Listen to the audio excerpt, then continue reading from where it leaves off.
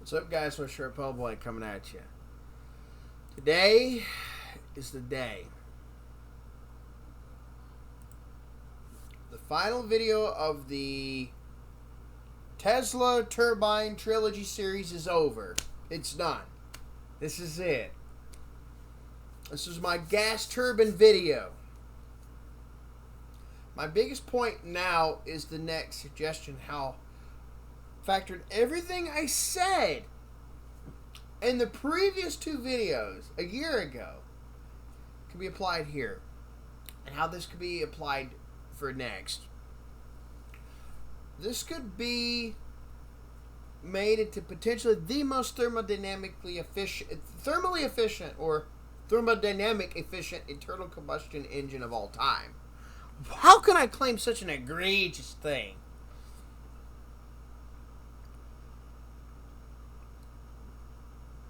Why am I claiming this? Reason number one.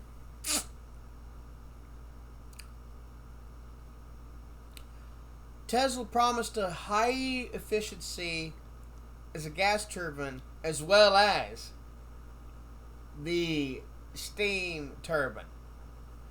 Two, a lot of independent research went into the turbines and blowers to point to this direction. Three, I had a similar epiphany or parallel idea for several years in my head about attempting to pull a vacuum to attach a vacuum pulling stage at the exhaust of the turbine, except with either a traditional centrifugal blower or an axial flow blower. Was my idea. Actually, it's longer than several years. These conceptions of mine were well over a decade old, actually, as I filmed this video. So yeah, I had the similar inclinations, but without using this fluid propulsion pump. This is what was ingenious on Forwarda and Co.'s parts. But those are my ideas. So to use either just multi-stage regular radial turbine centrifugal pump, or to use an axial flow blower to pull the vacuum and to do this effect. But four, the concept, the guys working on this, like I said, Jeremiah Forwarda, it was him and his partner in the UK that died some years back, a little while back. They were together, the iEnergy Supply Group. That will be technically simpler to build than my ideas. 5. When you pull a vacuum on the exhaust of that kind of gas turbine, you will make another final stage of extracting as much energy to make utility providing work or power out of the exhaust as possible. 6. This would remove a lot of straining forces off of the turbine, the multi-stage turbine disc rotor system and housing. 7. This could make a constant RPM gas turbine driven automobile for once, even when considering an inertial storage hydraulic transmission, whether you design it to, like Vincent Carman did, and to imitate a stick shift like a manual transmission to imitate its function, or follow the works of Ernie Parker from 79 and onward and apply how to imitate a constantly variable transmission, but using hydraulics. And using hydraulic pressure to catch all the energy that would have been lost as heat and just friction in the brakes. Hence the name inertial storage hydraulic transmission. In this case, whether it's imitating a manual shifting transmission or making an inertial storage hydraulic CVT with far less metal parts involved.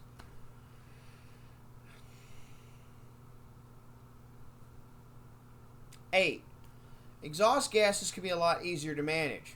9. This could increase the life of the turbine, make wear much less as a whole. 9, oh sorry, that's 9, and 10, Aaron Murakami's plasma ignition could potentially work quite well with the combustion chamber of this particular gas turbine, leading it to be the most thermally efficient pulse detonation combustion engine of all time. Because this is exactly what it would be. It would be a PDE gas turbine. Or PDGTE.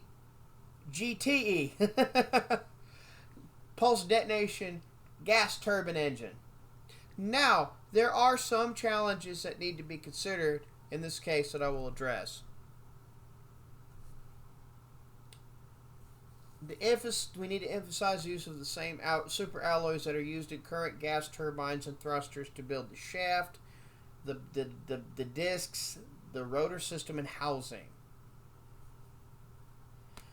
Challenge 2. We need to follow all the things Tesla explained in his patent applications for both the Tesla turbine and the Tesla fluid propulsion centrifugal pumps as the baselines.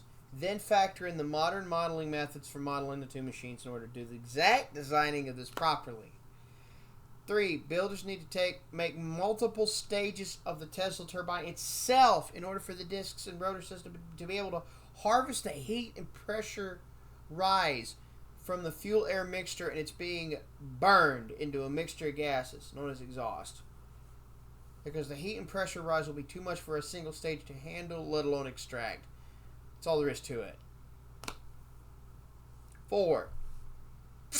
Regardless of the stages you are using for the Tesla turbine itself, you will still want to use a properly designed Tesla fluid propulsion centrifugal pump as the final stage of the machine to pull a vacuum on the multi-stage turbine section's exhaust port in the middle in order to pull a vacuum of 28.5 inches sucking force, or vacuum as they like to call it, to pull the exhaust in so more energy can be fully extracted out of the exhaust mix as it gets repressurized using centrifugal force and adhesion to the discs, flinging it about once again until it is pressurized and flung out the side port of it, which is how the pump's secondary function as a centrifugal compressor blower would work in this case. It will blow the exhaust out at the final port, which is colder, denser, and still in a pressurized state, and the energy to continue spinning the shaft and turbine will be fully imparted into the system as it's extracted out more thoroughly by this stage. And the water vapor will condense into water real quickly. 5. To make this run on liquid fuels, you will need a moderately decently designed ECU carburetor and a means of preheating the fuel so it's completely vaporized into a gas state as it mixes with the air. And then the final vaporized fuel in a full gas state, the final vaporized fuel needs to be mixed with air at leaner ratios than liquids tend to be already. You could take, for example, ethanol to make vapor mixed with cold condensed air as high as 19 to 22 parts air to every 1 part fuel vapor, allegedly. But if you go look at my debunking the second biggest mechanic myth of all time, we can make ECUs that operate on these assumptions. These ECU carburetor systems work off of these programmed assumptions. But when you look at pounds of fuel versus pounds of air per hour, you know damn well it's always going to be leaner than that in mathematical practice. This is talking about ethanol. 6. You will need backfire arresters in the intake and towards the combustion chamber, but be sure that the backfire arrestor protection is from the chamber to the carburetor slows down the flow of air and fuel mixes down as little as engineerably possible. You hear me? Make sure that the Backfire protection minimizes the slowing down of air and fuel mix going to the chamber, from the carburetor to the chamber, okay? Do not slow down the flow of the mix going into the chamber when doing backfire arrest or tech if you can help it. Or if it is going to slow it down, do it as little as possible. Okay? There. 7. EGR, exhaust gas recirculation, needs to be factored in the programming of the ECU and needs to be done to an extent to regulate the combustion temps, regulate the forming, to prevent the forming of nitrogen oxides. 8. If using fuel gases, you'll need to be damn sure the backfire arrest protections will be installed to fuel the gas systems to go into a carburetor or whatever you're going to use for the turbine. 9. You need to consider using nitronic stainless steel, diamond black, ceramic-based roller bearings designed to be metal on self-lubed ceramic contact to get the max lifespan from them and the lowest amounts of friction as possible. 10. You may want to consider thermally plating the inside of the Tesla gas turbine's walls with the same diamond black ceramic to minimize heat loss. 11. You may want to consider a means to regulate the combustion temps with steam, water fogging, or something alongside thermocouples and to make it work like a controlled, regulated burner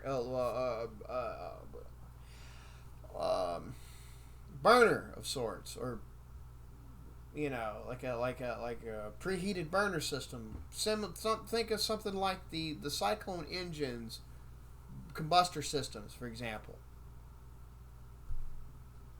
as a source of ideas. To regulate these temps inside the combustion chamber. 12. You will want to EMP shield the hell out of everything and electrostatic shield everything when you do this.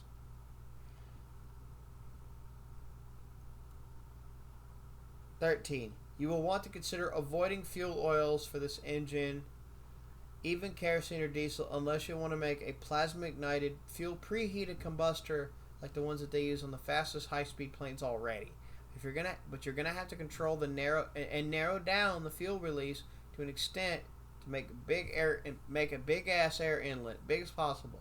Imagine a much bigger and longer version of Tesla's valvular conduit that starts out 3 times as wide and then narrows down to fit the intake port or air inlet of the turbine.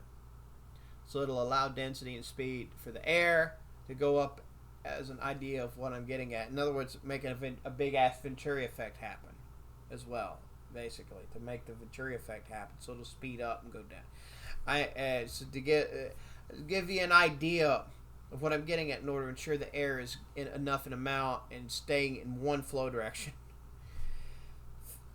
Just to give you an idea. It doesn't have to be the valvular conduit, really, but you get the point, hopefully. 14. Regardless of whether you want to run fuel oils, fuel gas, high-octane fuels of certain kinds, you'll want to consider a brushless